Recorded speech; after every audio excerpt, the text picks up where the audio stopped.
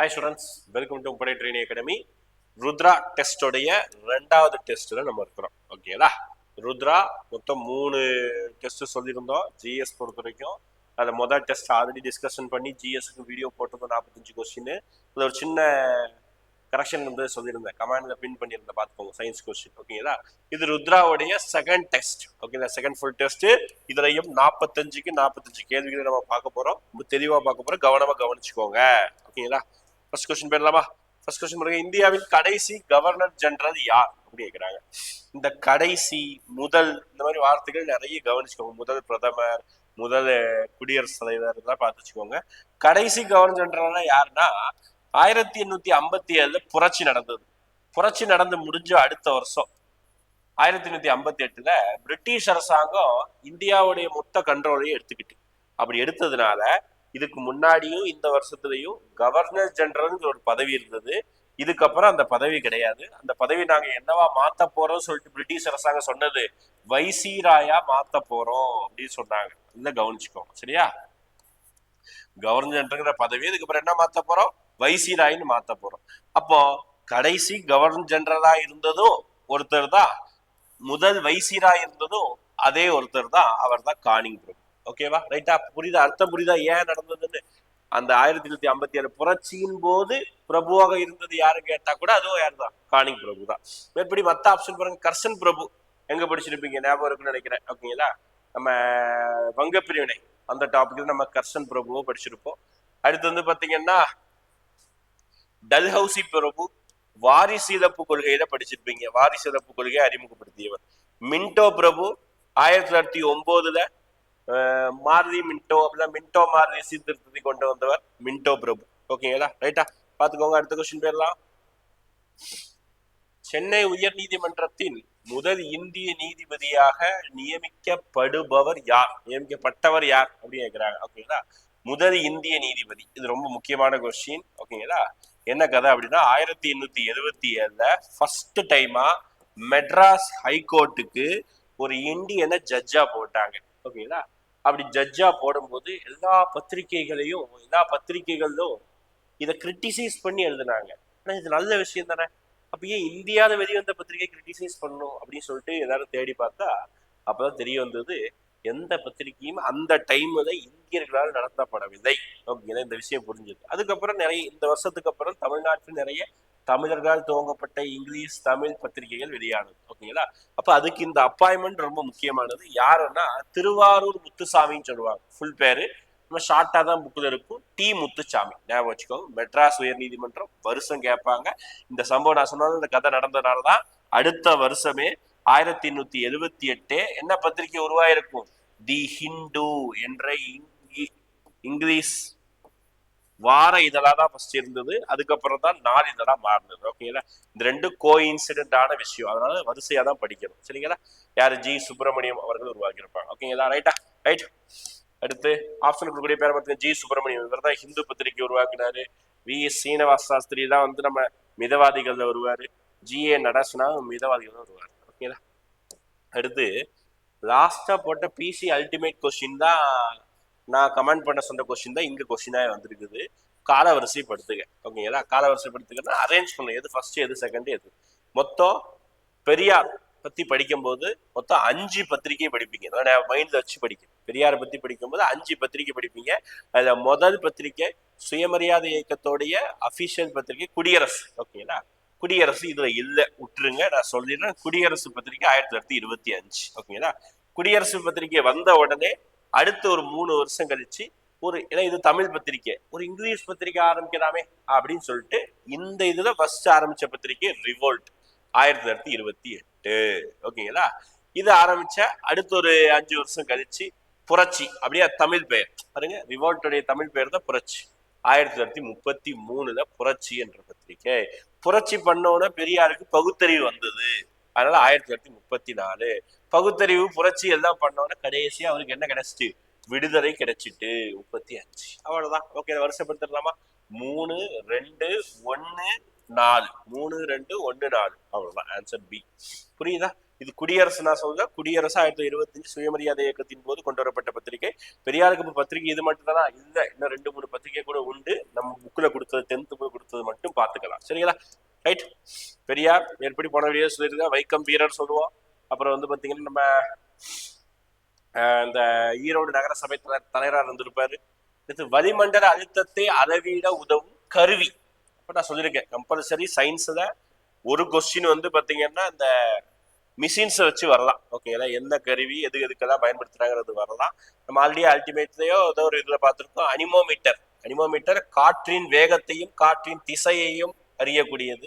இந்த கொஸ்டினுக்கு ஆன்சர் வந்து பாத்தீங்கன்னா பாதரசமானி. அவ்வளவுதான், அப்படி டைரக்ட் கொஸ்டின். ஓகேங்களா?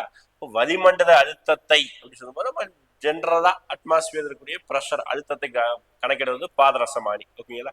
அனிமோமீட்டர் சொல்லிட்டு காற்றின் திசை மற்றும் வேகத்தை அளவிடுவது. அடுத்து நல்ல கொஸ்டின் பாருங்க.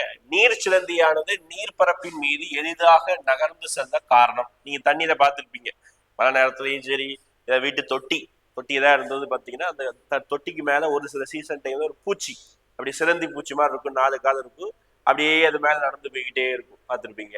அதே மாதிரி பார்த்தீங்கன்னா நிறைய எக்ஸாம்பிள் சொல்லலாம். ஒரு சில இடத்துல நம்ம யூஸ் பண்ணக்கூடிய சேஃப்டி பின் இருக்குல்ல, ஊக்க போட்டு வச்சுக்கோங்களேன், அது மிதக்கும் இங்கே தண்ணியில. அப்ப இந்த மாதிரி நிறைய ஒரு விஷயத்துக்கு இந்த மாதிரி தண்ணியில் வரக்கூடிய சின்ன பபுள், இந்த மாதிரி விஷயத்துக்கு எல்லாம் பயன்படக்கூடியது என்னன்னா, இந்த நீர் சிலந்தி பயன்படக்கூடிய அதே கான்செப்ட் தான். அதுக்கு பேர் தான் சர்ஃபேஸ் டென்ஷன் சொல்லுவாங்க. பரப்பு இழு விசை, தண்ணிக்கு மேல இருக்கக்கூடிய பரப்பு இழு விசை, அதை பயன்படுத்தி தான் நீர் சிலந்தி நடக்குது, அந்த ஊக்கு மிதக்குது. ஓகேங்களா? இது ஒரு நல்ல ஒரு கொஸ்டின். ஓகேங்களா? ரைட். நெக்ஸ்ட் இது நல்லா கவனிச்சு இந்த கொஸ்டினை ஆன்சர் பண்ணணும். நல்லா பாருங்க. தவறானது. மனித உடலில் மிகப்பெரிய செல் கேட்டாங்கன்னா அண்டச்சல். கரெக்டா தான் இருக்குது. இது ஆன்சர் கிடையாது, ஏன்னா கரெக்டா இருக்கு, தவறானதான் இருக்கிறாங்க. அடுத்து மனித உடலில் மிகச்சிறிய செல் கேட்டாங்கன்னா ஆர்பி சொல்றாங்க, தப்பு. மனித உடலில் மிகச்சிறிய செல் வந்து விந்தணு செல். ஓகேங்களா? ரைட். அடுத்து அப்ப இதுதான் தப்பா இருக்கு, இதுதான் ஆன்சர். அடுத்தது பார்த்துடலாமா? மனித உடலில் நீளமான செல் பார்த்தீங்கன்னா நியூரான். நம்ம நரம்பு செல் இருக்குது நியூரான், அதுதான் மிக நீளமானதுன்னு சொல்றாங்க. கரெக்ட். அதிக எண்ணிக்கையிலான இருக்கக்கூடிய செல் எரித்ரோசைட், இதுவும் கரெக்ட் தான். ஓகேங்களா? அதுதான் இதுல என்ன கவனிக்க வேண்டியதுன்னா இந்த வார்த்தை தான். மனித உடலில் இருந்தாதான் இதுக்குரிய ஆன்சர் நான் எழுதி போட்டிருக்கிறதும் சரி, மேல இருக்கிறதும் சரி. இது ஜென்ரலா மிகப்பெரிய செல், மிகச்சிறிய செல் அப்படின்னு கேட்டா வேற எது இருக்குது? உதாரணத்துக்கு பொதுவா மனித உடல் சொல்லாம பொதுவா மிகப்பெரிய செல் அப்படின்னு கேட்டாங்கன்னா அதுக்கு ஆன்சர் வந்து நம்ம இந்த நெருப்புக்கோழி இருக்குல்ல, நெருப்புக்கோழி முட்டையுடைய செல், அதுதான் மிகப்பெரிய செல். ஓகேங்களா? ரைட்டா? புரியுதா? ஆன்சர் வந்து பாம்பே. தெளிவா கவனிச்சு ஆன்சர் பண்ணிக்கோங்க. அடுத்து பாருங்க, விட்டமின் பொறுத்து விட்டமின் வச்சு 2 கொஸ்டின் வந்திருக்கு. ஒண்ணு vitamin A, D, E, K. ஓகேங்களா? விட்டமின் ஏ அதோடைய பெயர் என்ன? ரெட்டினால் அப்படின்னு சொல்லுவாங்க. 3. அடுத்து விட்டமின் டி, ஒவ்வொருக்கும் நோயை பயன்படுத்தி கவனிச்சுக்கோங்க. ஓகேங்களா? விட்டமின் ஏனா கண் பார்வை தொடர்பானது, டினா எலும்பு குறைபாடு, எலும்பு சத்து குறைபாடு, டினா அப்ப கால்சியம். ஓகேங்களா? 1. இ வந்து பாத்தீங்கன்னா டோகோபெரல். ஓகேங்களா? டோகோபெரல். கே வந்து பாத்தீங்கன்னா பில்லோகுயினே. ஓகேங்களா? ரைட்டா? இது வந்து நீங்க எல்லாமே படிச்சிருக்கீங்க. பில்லோகுயின் மட்டும் வித்தியாசமானது, கொஞ்சம் பாத்துக்கோங்க, ஸ்டாண்டர்ட் இருக்கான்னு பாத்துக்கோங்க. 3142 ஏ. ஓகேங்களா? ஒவ்வொரு விட்டமினுடைய பெயரை நல்லா கவனிச்சுக்கோங்க. அடுத்து நீராவி போக்கு எதன் வழியே நடைபெறுகிறது? ஓகேங்களா? நீராவி போக்கு ஒவ்வொரு செடியிலையும் நீராவி போக்கு நடக்குதுன்னு தெரியும். அது எதன் மூலமா நடக்குதுன்னா நம்மளுடைய இதை இருக்குல்ல, அந்த இதையில காணப்படக்கூடிய சிறு சிறு துளைகள் மூலமாக தான் நீராவி போக்கு நடைபெறுகிறது. ஓகேங்களா? ரைட். அடுத்த கொஸ்டின், மக்கள் தொகை கொள்கையை முதலாக அறிவித்த நாடு. லாஜிக்கா யோசிங்க, எந்த நாட்டுக்கு மக்கள் தொகை பெரிய ப்ராப்ளம்? ஒண்ணு சீனா, இல்லைன்னா இந்தியா தான். நம்ம அதிகமா அந்த ப்ராப்ளம் எடுத்துக்கல. சரி, நம்ம அதிகமா ப்ராப்ளம் எடுத்துக்கிட்டனால இந்தியா தான் உலகத்திலேயே முதல் முறையாக மக்கள் தொகையை ஒரு கொள்கையாக அறிவிச்ச நாடு. ஓகேங்களா? ரைட்டா? நேரம் இருக்கும் போதே அறிவிச்சிருவோம். அடுத்து, புவியானது 1 டிகிரி தீர்க்க கோட்டை கடக்க எடுத்துக்கொள்ளும் நேரம் என்ன கேக்குறாங்க. இதுதான் நம்ம இந்த டைமை மெஷர் பண்றதுக்காக அவங்க 10th புக்ல முதல் லெசன்ல ஒரு சூப்பரா ஒரு கான்செப்ட் கொடுத்துருப்பாங்க. இந்தியா இருக்கு அப்படின்னு பாத்தீங்கன்னா, இந்தியாவில அருணாச்சல பிரதேசத்துல சூரியன் உதிப்பதற்கும் குஜராத்தோடைய இந்த ரன் ஆஃப் கட்சியில சூரியன் உதிப்பதற்கும் கிட்டத்தட்ட பாத்துக்கிட்டீங்கன்னா ஒரு 2 மணி நேரத்துக்கு மேலேயே ஆகும் அப்படின்னு சொல்லுவாங்க. டிஃபரன்ஸ். ஓகேங்களா? ஆகும்னு சொல்லுவாங்க. காரணம் என்ன? இங்க 5 மணிக்கு சூரியன் உதிக்குன்னா இங்க 7 மணிக்கு தான் சூரியன் உதிக்கும். டைம் பீரியட், நமக்கு டைம் ஒரே ஜோன். ஓகேங்களா? காரணம் என்னன்னா இங்க அச்சரேகை வேற, இங்க அச்சரேகை வேற. ஓகேங்களா? தீர்க்கரேகை வேற. அதனாலதான் அப்போ ஒவ்வொரு டிகிரி தீர்க்கரேகைக்கும் 4 நிமிஷம் என்ன ஆகும்னா கடந்து வரும். ஓகேங்களா, கடந்து கொள்ள டைம் எடுக்கும் சூரிய வெளிச்சம், அல்லது டைம் சூரிய வெளிச்சம் டைம் பீரியட். ஓகேங்களா, அதுதான். ஏன்னா நமக்கு வந்து இங்க இருந்து இங்க நம்ம டிஸ்டன்ஸ் பார்க்கும்போது சராசரியே 29 டிகிரி வந்து தீர்க்கரேகை இருக்கும். அது நீ மல்டிப்ளை பண்ணா கிட்டத்தட்ட 2 மணி நேரம் வரும், 120 கிட்ட வரும். ஓகேங்களா, ரவுண்டா 30 போட 30 × 4 உண்டாங்க 12, 120 நிமிடம். 120 நிமிடம்னா 2 மணி நேரம். அதுதான் சொன்னேன். அருணாச்சல பிரதேசம் குஜராத்துக்கும் சூரியன் உதிப்பதற்கு டிஃபரன்ஸ் வந்து 2 மணி நேரம் ஆகும் சொல்லுவாங்க. சரியா, ரைட். அடுத்து நவீன கரிம வேதியியலின் தந்தை அப்படின்னு கேட்கிறாங்க. ஓகேங்களா, ஃபெட்ரிக் ஹேலர் அவர் தான் ஆன்சர். ஓகே, நவீன கரிம வேதியியலின் தந்தை. கரிம வேதியியல் வேற, கனிம வேதியியல் வேற, பாத்துக்கோங்க. அடுத்து உரங்கள், சாயங்கள், வண்ண பூச்சி மருந்துகளை தயாரிக்க எந்த அமிலம் பயன்படுகிறது? ஆப்ஷன் எலிமினேஷன் பயன்படுத்தலாம். இது உரங்கள், சாயம் இந்த 2 வார்த்தை. இது வண்ண பூச்சி பயன்படுத்தினா நைட்ரிக் அமிலம் HNO3 அப்படி சொல்லுவோம்ல, அந்த அமிலத்தை பயன்படுத்தி தான் இந்த எல்லா பொருட்களையும் தயார் பண்றாங்க. ஓகேங்களா, ரைட். அடுத்து வானம் நீல நிறமாக. இது போன தடவை ஒரு கொஸ்டின் வந்தது, எல்லாருமே வந்து 2 விதமா சொன்னீங்க. ஆக்சுவலா வந்து பாத்தீங்கன்னா 2மே வரும். வானம் நீல நிறமா இருப்பதற்கு டின்டால் விளைவு வரும், ராலே ஒளிச்சதுரல் வரும். நிறைய பேர் ராலே மட்டும்தான் சொல்றீங்க, கிடையாது.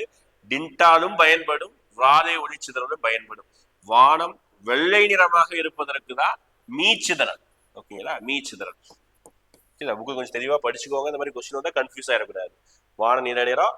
இதெல்லாமே நம்ம கடல் நீல நிறத்துக்கு வந்து ராமன் விளைவு, அதை நம்ம போன வீடியோல சொல்லிடுவோம். தமிழ்நாடு மொத்த சேர்க்கை விகிதத்தில் முதலிடம். ஆமா, கரெக்ட் தான். ஓகேங்களா, GER சொல்லுவாங்க, கிராஸ் என்ரோல்மெண்ட் ரேஷியோ. அது வந்து தமிழ்நாடு தான் ஃபர்ஸ்ட் பிளேஸ். ஓகேங்களா, கல்வி அறிவுல கேரளா ஃபர்ஸ்ட் பிளேஸ் இருந்தாலும் இந்த இடத்துல நம்ம தான் ஃபர்ஸ்ட்.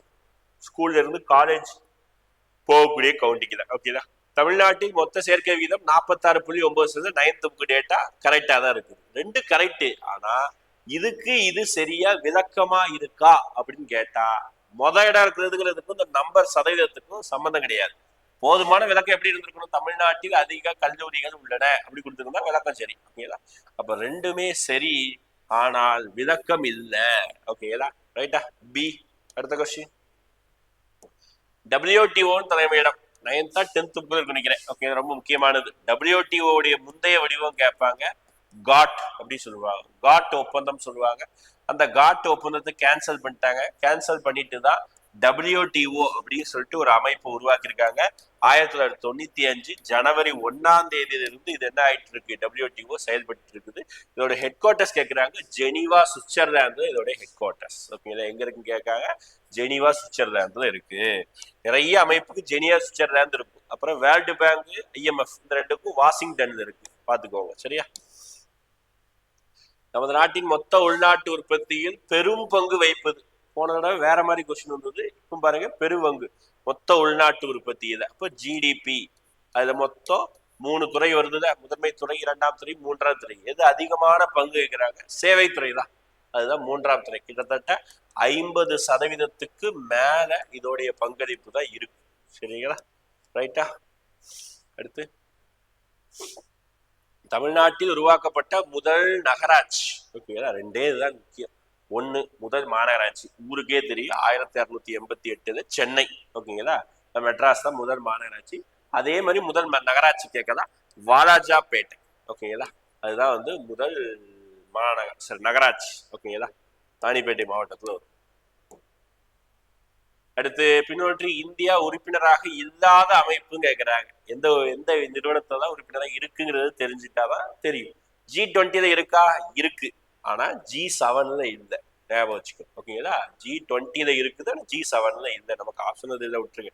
பிம்ஸ்டெக்ல இருக்கா? இருக்கு, அதோடைய ஃபுல் ஃபார்மே அதை வச்சு வரும். SCO இருக்கா? இருக்கு. இதெல்லாம் வேற எதுல இருக்கு? சார்க்ல இருக்கு, ஞாபகம் வச்சுக்கோங்க. ஓகேங்களா, சார்க் அமைப்பு இருக்கும், அது நம்ம இருக்கிறோம். ஓகேங்களா, ஏசியான்னு நம்ம இல்லை. நம்ம இல்லாத விஷயம்னா G7 நம்ம இல்லை, ஏசியான்ல இல்லை, ஞாபகம் வச்சுக்கோங்க. ஏசியான்னா அந்த தென்கிழக்கு ஆசிய நாடுகளுக்கு சேர்ந்ததுதான் அது. அடுத்து இந்தியாவுடைய எல்லை கோடு. இந்தியாவுடைய எல்லை வரைஞ்சுக்கிட்டீங்கன்னா மெஜாரிட்டி ஷேர் பண்றது இந்த சைடு சைனா, இந்த சைடு பாகிஸ்தான். சைனாவுக்கும் நமக்கு இருக்கக்கூடிய கோடுக்கு பேரு மக்மோகன் லைன் சொல்லுவாங்க. ஓகேங்களா, மக்மோகன் கோடுன்னு சொல்லுவாங்க. இதுக்கும் இடையில இருக்கிறதுக்கு பேர் என்ன சொல்லுவாங்கன்னா ராட்கிளிஃப். ஓகேங்களா, ராட்கிளிஃப். ஓகேங்களா, இப்போ இந்தியாவுக்கும் பாகிஸ்தானுக்கும் இருக்கக்கூடியதுக்கு பேர் தான் ராட்க்ளிஃப். ஓகேங்களா, ரைட். தாவரத்தின் ஹார்மோன், எந்த ஹார்மோன் குட்டைத்தன்மை நீக்குது? ஒரு தாவரம் வந்து ரொம்ப குட்டையா வளருது, நீக்குது. அதாவது அப்படின்னா என்ன அர்த்தம்? அந்த தாவரத்தோடைய வளர்ச்சியை வந்து கொஞ்சம் வேகமா ஆக்குது. என்ன ஹார்மோன் அப்படின்னா ஜிப்ரலின் ஹார்மோன். ஞாபகம் வச்சுக்கோங்க, ஜிப்ரலின் ஹார்மோன் தான் ரொம்ப வேகமாக விளக்குகிறது. அடுத்த ஆடம்ஸ் ஆப்பிள் என்பது எதன் விளைச்சல்? பயாலஜியை தான் உங்களோட தொடர்பு படுத்தி படிச்சீங்கன்னா மறக்காது. ஓகே, ஆடம்ஸ் ஆப்பிள் தான் ஒன்றும் கிடையாது. ஆண்கள் ஓகேங்களா ஒரு பருவத்தை அடையும் பொழுது அவங்களுடைய குரல் வந்து கனத்த குரலா ஆகும். எல்லாருமே அதை தாண்டி தானே வந்திருப்பீங்க. அப்படி வரும்போது பார்த்தீங்கன்னா அவருடைய தொண்டை பகுதி இருக்குல்ல, குரல் வலை வந்து பெருசாகும். தொண்டை வலையில நம்ம கழுத்துல ஒரு பபுள் மாதிரி, அதான் அந்த த்ரோட்டுன்னு சொல்றோம்ல, அந்த இடத்துல அதுதான் நம்ம என்ன சொல்றோம்னா ஆடம்ஸ் ஆப்பிள்னு சொல்லுவாங்க. அதுதான் என்ன சொல்றாங்க, குரல் வலை. எதை குறிக்கக்கூடியது அப்படின்னா அந்த குரல் வலை. தொண்டை குழி போட்டுக்கூடாது, குரல் வலை தான் குறிக்குது. அதுதான் ஒரு சின்ன ஆப்பிள் மாதிரி அப்படி உருவாகுது. ஓகே, அது ஒரு வயது வரும் பொழுது உருவாகுது ஆண்களுக்கு. ஓகே, அடுத்து பின்னோட்டு சரியான கூற்று. ரத்த சிவப்பணுக்களில் உள்ள ஹீமோகுளோபின் O2வை மட்டும் கடத்துகிறதுன்னு சொல்றாங்க. மட்டுங்கிற வார்த்தை இருக்கு, தப்பு. O2வை கடத்துது, ரைட் தான். ரத்த சிவப்பணு ஹீமோகுளோபின் CO2வை மட்டும் சொல்லிட்டாங்க, அப்ப அதுவும் தப்பு. ஓகேங்களா, ஹீமோகுளோபின் O2 CO2 ரெண்டையுமே கடத்தும். ரத்த சிவப்பணு O2 மற்றும் CO2வை மட்டும் கடத்துகிறது. எஸ், ரெண்டையும் கடத்துது. ஓகேங்களா, இதுதான் கரெக்ட், சரியானதான். இதுதான் சரி. ரத்த சிவப்பணு உள்ள ஹீமோகுளோபின் ரத்தம் உறைதலில் பங்கேற்கிறது. இதுக்கு அதுவும் சம்மந்தம் கிடையாது. ஓகேங்களா, ரைட்டா. அடுத்த கொஸ்டின் போலவா. அடுத்து பாருங்க, சோசியல் ஜாகிரபியில தவறானதை தேர்ந்தெடு. இந்த 4 தயவு செஞ்சு படிச்சுக்கோங்க, அது ரொம்ப முக்கியம். இந்த 6, 10 ரொம்ப முக்கியம். ஓகேங்களா, 6 கால்வாய் இந்திரா முனையும் இந்தோனேசியாவையும் பிரிக்குது. ஆமா, கடைசி அதுதான் இருக்கும். அதுதான் இந்தோனேசியாவையும் இந்திராவையும் பிரிக்குது, இந்திரா முனையும் பிரிக்குது. கரெக்ட். 8 கால்வாய் மாலத்தீவையும் மினிக்காயையும் பிரிக்குது. இதுவும் கரெக்ட். 10 கால்வாய் அந்தோமான் நிக்கோபார் தீவையும் மினிக்காய் தீவையும் பிரிக்குது சொல்றாங்க, தப்பு. அந்தமான் தீவையும் நிக்கோபார் தீவையும் பிரிக்கக்கூடியதுக்கு பேர் தான் 10 கால்வாய். ஓகே, தவறானது சி தான் தவறு. ஓகேங்களா, அடுத்த கொஸ்டின். எந்த கோள்களுக்கிடையே சிறுகோள் மண்டலம் உள்ளது? ரொம்ப ஃபேமஸான கொஸ்டின். நிறைய பேர் கன்ஃபியூஸ் ஆகி அவுட் ஆவாங்க, நல்லா கவனிச்சுக்கோங்க. பூமிக்கு அடுத்து இருக்கக்கூடிய கோள் செவ்வாய். அந்த செவ்வாய்க்கும் வியாழனுக்கு இடையில நிறைய ஆஸ்ட்ராய்ட்ஸ் இருக்கும். சின்னதா நிறைய கோள்கள் இருக்கும். அது யாருக்கு இருக்குன்னா செவ்வாய்க்கும் வியாழனுக்கும் இடையில். ஓகேங்களா, அடுத்த கொஸ்டின் போலாமா. ஈரப்பதத்தை நீண்ட நேரம் தக்க வைத்துக் கொள்ளும் தன்மை உடைய மண்.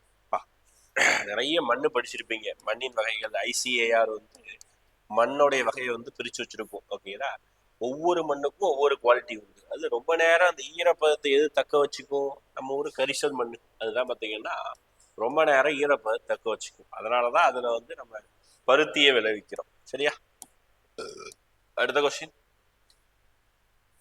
வானத்தில் மின்னல் தோன்றி இடி இடிக்கும் போது முதலாவதாக மின்னலை காண்கிறோம், பிறகுதான் இடி ஓசையை காண்கிறோம். இது சின்ன ஒரு கான்செப்ட் தான், நம்ம ஸ்கூல்லயே படிச்சிருப்போம். நார்மலா பாருங்க, இடி இடிக்குது அப்படின்னா ஃபர்ஸ்ட் இதுதான் கேட்போம், நம்ம மின்னலை பார்ப்போம். மின்னல் பார்த்த உடனே இடி இடிக்குன்னு சொல்லுவோம். ஓகேங்களா, அப்ப இடிதான் ரெண்டாவது வருது. ஓகேங்களா, அடுத்து ஒலியானது ஒளியை விட மிக குறைவான வேகத்திலே செல்லுதுன்னு சொல்லிட்டாங்க. எஸ், ரெண்டு ஸ்டேட்மெண்ட் கரெக்ட் தான். லைட்டு சவுண்டு, நல்லா ஞாபகம் வச்சுக்கோங்க. எது அதிகமான டிராவல் ஸ்பீடு? எது?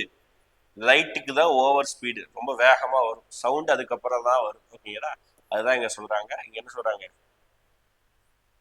ஒலியானது ஒளியை விட மிக குறைவான வேகம் சொல்றாங்க. ரெண்டு ஸ்டேட்மெண்ட்டும் சரி, இரண்டும் சரி. ஆப்ஷன் ஏ சரியா. அடுத்த கொஸ்டின் தவறானதுங்கிறாங்க. வாயு திடப்பொருளாக மாறுதல் அப்படிங்கிறாங்க, அதை கவனிச்சுக்கோங்க. தவறானது. ஓகேங்களா, ஒரு கேஸ் இருக்குது, கேஸ் அப்படியே திடப்பொருளா மாறுறதுக்கு பேரு உறைதல் சொல்றாங்க, தப்பு. இதுதான் தப்பு. ஓகேங்களா, அப்ப திடப்பொருள் வாயுவா மாறுது. நம்ம கற்பூரம் இருக்கா, கற்பூரம், நாப்தலின் இதெல்லாம் பாத்தீங்கன்னா பதகமாதல். ஓகேங்களா, அப்படியே திடப்பொருள் வாயுவா மாறிடும். வாயு திரவமா மாறுதல் குளிர்தல், திடப்பொருள் திரவமா மாறுது உருகுதல். ஓகேங்களா, இது எல்லாமே கரெக்டா இருக்கு, இது மட்டும் தான் தப்பா இருக்கு. சரியா, அடுத்த கொஸ்டின்.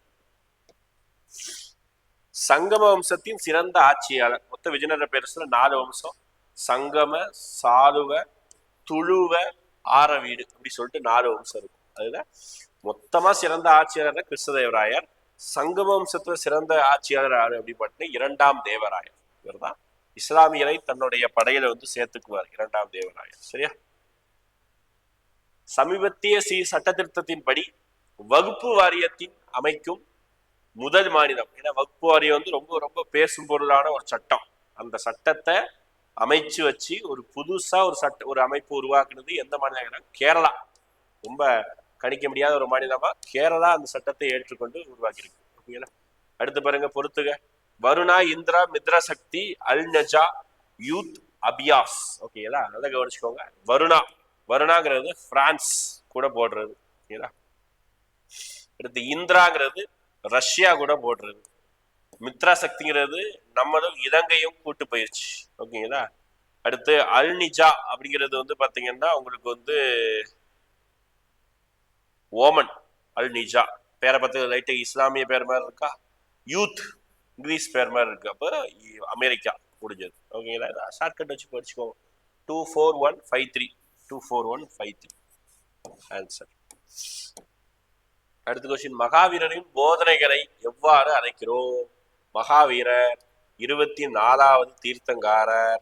மகாவீரரும் புத்தரும் கிட்டத்தட்ட ஒரே விஷயத்த சொல்லியிருப்பாங்க, சின்ன சின்ன பெயர் மாற்றம் வரும். ஓகேங்களா? இவர் வந்து பாத்தீங்கன்னா மகாவீரர் வந்து தன்னுடைய போதனையை வந்து திரிரத்தினா அப்படின்னு சொல்லுவாங்க. நல்ல அறிவு, நல்ல நம்பிக்கை, அந்த மாதிரி 3 விஷயம் சொல்லுவாரு. இதே இது நம்ம புத்தர்கிட்ட போனோம்னா எண்பதி பாதையை பின்பற்றுங்க சொன்னார். எண்பதி பாதை எப்படி சொல்றாரு. ஓகேங்களா? அவருடைய விஷயம் இவருடைய விஷயத்துல ஒரே கான்செப்ட் தான், நேம் மட்டும் வேற. அதை மட்டும் ஞாபகம் வச்சுக்கோ. சரியா? அடுத்து, பாரசீக கவிஞர் அமீர் குஸ்ரு என்பவரை ஆதரித்தவர் யார் அப்படிங்கிறாங்க. ஆதரித்து சப்போர்ட் பண்ணது யாரு அப்படி கேட்கிறாங்க. ஓகேங்களா? இப்போ பால்பன் தான் பாரசீக கவிஞர் அமீர் குஸ்ருவை வந்து என்ன பண்ணியிருக்காரு? ஆதரிச்சிருக்காரு. ஓகேங்களா? நம்ம அடிமை வம்சத்தை சேர்ந்த மன்னர் பால்பன். அடுத்து இங்க பொறுத்துக்கணும், யார் யார் எந்த ஒரு நமக்கு தெரியும். சிவகங்கை நம்ம ஐயா மருது பாண்டியர்கள் 3 பேர், 2 பேர் 3. மைசூர் என்ன சொல்லுவாங்கன்னா மைசூர் துண்டாஜி வாக் அப்படின்னு சொல்லுவாங்க. திண்டுக்கல் நம்ம ஐயா வேலுநாச்சியர் கடை கொடுத்த ஐயா கோபால நாயக்கர். மலபார் பார்த்தீங்கன்னா கேரளவர்மன். அவ்வளவுதான். 3412 பி பாம்பே.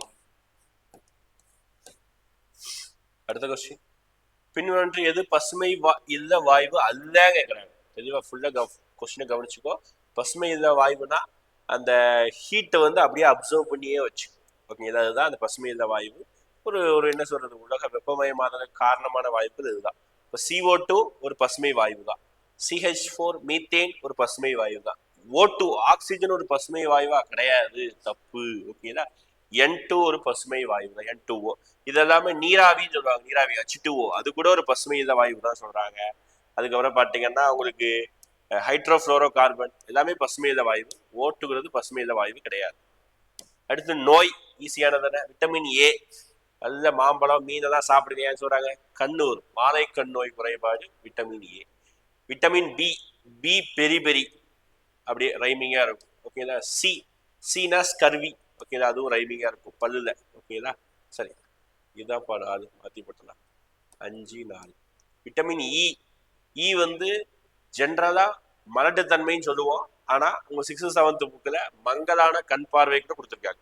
மலட்டுத்தன்மை வரும், மங்கலான கண் பார்வை வரும். விட்டமின் கே வந்து ரத்த முறைதான் சொல்லுவாங்க, பற்கள் பலவீனம் அடைந்ததை சொல்றாங்க. ஓகேங்களா? 35412 ஆப்ஷன் சி சென்னை.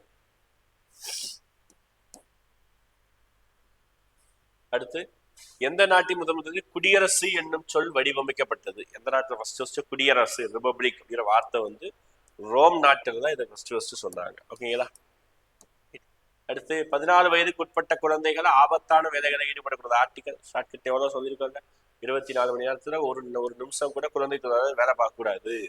24. அடுத்து, அணிச்சேராமை என்ற சொல்லை உருவாக்கியவர். அருமையான கொஸ்டின். ஓகேங்களா? V.K. கிருஷ்ணமேனன். ஓகேங்களா? இது கன்ஃபியூஸ் ஆகக்கூடிய ஏரியா. இந்தியாவுடைய வெளியுறவு கொள்கையை கொண்டு வந்தவர் யாரு அப்படின்னு கேட்டாங்கன்னா நம்ம ஜவஹர்லால் நேரு. அணிசேராமை கொள்கை கொண்டு வந்தவர்னா அது யாரு? V.K. கிருஷ்ணமேனன். ஓகேங்களா? வார்த்தை நல்லா கவனிச்சுக்கோங்க. அடுத்து, சிலிக்கான் என்ற தனிமத்தை பிரித்து அதிலிருந்து போட்டோவால்டிக் செல்களை பயன்படுத்தி ஒளி மின்னழுத்த கலங்கள் தயாரிக்கப்படுகிறது சொல்லிட்டாங்க. கரெக்ட். ஓகேங்களா? இது வேதி ஆற்றலை மின் ஆற்றலாக மாற்றுகிறதுன்னு சொல்றாங்க. அதுதான் தப்பு. வேதி ஆற்றல் கிடையாது, இது வந்து ஒளி ஆற்றல மின் ஆற்றல். ஆமா, சூரிய வெளிச்சம் வருது, அந்த சூரிய வெளிச்சத்துல இருந்து மின்சாரம் தயார் பண்றோம். ஓகேங்களா? தப்பு, இது கரெக்ட். ஓகேங்களா? 1 சரி 2 தவறு. சி. அடுத்த கொஸ்டின், தமிழ்நாட்டின் மிக நீளமான நெடுஞ்சாலை. எஸ், 44. ஓகேங்களா? எங்க இருந்து? ஓசூர்ல இருந்து, நம்ம ஓசூர் தருமபுரி மாவட்டம் ஓசூர்ல இருந்து அப்படியே திண்டுக்கல், மதுரை, திருநெல்வேலி வழியா கன்னியாகுமரி வரைக்கும் இருக்கு. ஓகேங்களா? கன்னியாகுமரி கிட்ட 600 கிலோமீட்டருக்கு மேல, கரெக்டா 627 நினைக்கிறேன். புக்கில் பார்த்துக்கோங்க, பாக்ஸ் கொஸ்டின். மிக நீளமான நெடுஞ்சாலை கரெக்ட். தமிழ்நாட்டின் மிக குறைவான நீளம் கொண்ட தேசிய நெடுஞ்சாலை, அதுவும் 785. அதுவும் கரெக்ட் தான். அது வெறும் 38 கிலோமீட்டர் தான் ஹைவே. எங்கிட்ட எங்க? மதுரையில இருந்து நத்தம் வரைக்கும், ரொம்ப ஷார்டஸ்ட் டிஸ்டன்ஸ். ஓகே, இது தமிழ்நாட்டுக்குள்ள. இதே மாதிரி இந்தியாவுக்குள்ள பார்க்கணும். இந்தியாவின் மிக நீளமான நெடுஞ்சாலை, இந்தியாவின் குறுகிய நெடுஞ்சாலை வெறும் 6 கிலோமீட்டர் தான் இருக்கும் கேரளால. ரைட், இப்போ ரெண்டுமே கரெக்டுப்பா, ரெண்டு ஸ்டேட்மெண்ட்டும் சரி. சி. அடுத்து வேர்ல்டு வார் டாபிக்ல இருந்து, வேர்ல்டு ஹிஸ்டரியில இருந்து ஒரு கொஸ்டின் வச்சிருக்கேன் எல்லாத்துலயும் ருத்ராடே. ஓகேங்களா? இப்ப பிரான்சில் அரச சர்வாதிகார சின்னமாக டேஸ் இருந்தது அப்படிங்கிறாங்க. இப்போ போன தடவை முத்துரைமத்தை பத்தி பார்த்துருந்தா, இங்க பிரான்ஸோட இது புக் பேக் கொஸ்டின். ஓகேங்களா? படிக்கிறதா தயவு செஞ்சு படிச்சுக்கோங்க, புக் பேக் கொஸ்டின். இன்னும் கொஞ்சம் நாள் தான் இருக்குது, இன்னும் உட்காந்து படிக்காதீங்க, ரிவிஷன் பண்ணிக்கோங்க, தெரிஞ்சுக்கோங்க. பிரான்ஸோடைய சர்வாதிகார சின்னமாக இருக்குதுன்னா வெர்சலஸ், அதுதான் வந்து அவருடைய சர்வாதிகார சின்னமாக இருக்குது. ஓகேங்களா? அடுத்த கொஸ்டின், கோல் கிளர்ச்சி யார் தலைமை அடைந்தது? ஒவ்வொரு கிளர்ச்சி யார் தலைமை பார்த்துக்கோங்க. கோல் கிளர்ச்சி 1831, 32 நடைபெற்றிருக்கும். ஓகேங்களா? பிந்துராய், சிங்கராய், இவங்க 2 பேரும் சேர்ந்தா சண்டை போட்டிருப்பாங்க, அண்ணன் தம்பி. அதாவது ஏஎன்பி. முண்டா எந்த கிளர்ச்சி வருவாங்க? முண்டா கிளர்ச்சி, பிர்சா முண்டா வருவாரு. இதே மாதிரி சித்து, கன்ஹூ, இந்த மாதிரி கிளர்ச்சிகள் யார் யாரு தலைமை தாங்கினாங்கிறத கொஞ்சம் பார்த்து வச்சுக்கோங்க, ஹெல்ப்ஃபுல்லா இருக்கும். சர்வதேச விண்வெளி நிலையம் செல்லும் முதல் இந்திய வீரர் சுபன் சி சுக்லா. ஓகேங்களா? போயிட்டாரு. ஓகேங்களா? இவர் வந்து அப்படியே அவர் தான் போனாங்கிற மாதிரி ஞாபகம் வச்சுக்கோங்க. ஓகேங்களா? அடுத்து, சமீபத்தில் டிஆர்டிஓ இந்திய விமானப்படை சோதனை செய்த காண்டிவா, ஊர் பேர் முக்கியம் என்பது ஏவுகணை குறிக்கிறது. சரி, ஏவுகணை பேர் முக்கியம் குறிக்கிறது. மேலும் டிஆர்டிஓ தலைமையிடம் எதில் உள்ளது? கரெக்ட். முன்னாள் முதல்வர் கருணாநிதி பெயரில் ஒரு புதிய பல்கலைக்கழகம் கும்பகோணத்தில் அமைய உள்ளது அப்படிங்கிறாங்க. எஸ், இதுவும் கரெக்ட். ஓகேங்களா? 3 ஸ்டேட்மெண்ட் கரெக்ட் தான். கும்பகோணத்துல தான் அந்த கல்லூரியும் பல்கலைக்கழகம் அமைய உள்ளது. முதல் இந்திய சுதந்திர போரின் முன்னோடி என விடி சவார்கர் எதை சொல்றாரு? விடி சவார்கர் எதை சொல்றாரு? ஓகேங்களா? பேரூர் கழகத்தை சொல்றாரு. ஓகேங்களா? முதல் இந்திய சுதந்திர போரின் முன்னோடி. இதே முதல் இந்திய சுதந்திர போர் அப்படின்னு சொன்னாங்கன்னா அது வேற, இது வேற. சரியா? கன்ஃபியூஸ் ஆகக்கூடாது. காஞ்சிபுரத்தில் இருக்கக்கூடிய ஃபேமஸான கோவில் வைகுண்ட பெருமாள் கோவிலை கெட்டியவர் யார்? 2ஆம் நந்திவர்மன் கெட்டியது வைகுண்ட பெருமாள் கோவில். ஓகேங்களா? ரைட். ருத்ரா டெஸ்டோடைய 2வது டெஸ்ட்ல டிஸ்கஷனை பார்த்துருக்கோம். 3வது டெஸ்ட் வரப்போகுது. தெளிவா இதுக்கப்புறம் இருக்கக்கூடிய நாட்களை நல்லா பயன்படுத்திக்கோங்க, தெளிவா படிங்க. புதுசா தயவு செஞ்சு படிக்காதீங்க. ஓவர் இன்ஃபர்மேஷன் எடுத்துக்க கன்ஃபியூஸ் ஆயிரும். ரிவிஷன் பண்ணுங்க, ரிலாக்ஸா இருக்கீங்க. எக்ஸாம் பக்கத்துல வரவங்க ரிலாக்ஸா இருக்கீங்க, பதற்றப்பட வேணாம், நார்மலா இருங்க. அடுத்த எபிசோடு, அடுத்த கொஸ்டின்ல சந்திக்கலாம். தேங்க்யூ.